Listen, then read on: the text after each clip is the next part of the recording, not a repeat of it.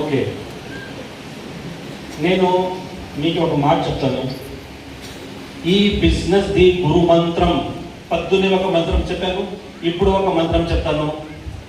ఎప్పుడు వరకు మీరు కన్సిస్టెన్సీ సీరియస్గా తీసుకొని, ఎప్పుడు వరకు కంపెనీ వాళ్ళు బాలి గారు కన్సిస్టెన్సీ ఎందుకు పెట్టారు మీరు అది అర్థం చేసుకోలేదంటే మీకు సక్సెస్ రాదు.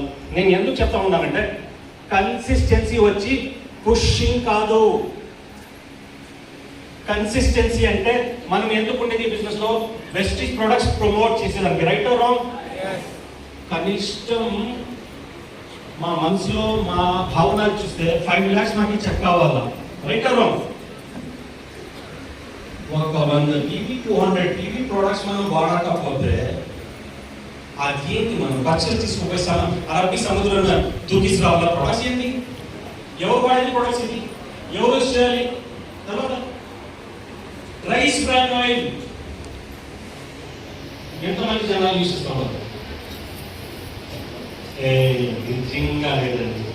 ఇంత ఉంది తింటే మా సేల్ ఎక్కడికో అయిపోతాం. Thank you so much. Food patches ఎంతమంది జనాలు యూజ్ చేస్తారు? ఫుడ్ ప్యాచెస్ ఎంతమంది జనాలు వాడారు? శంకర్ సార్ కొద్దిగా చూడండి.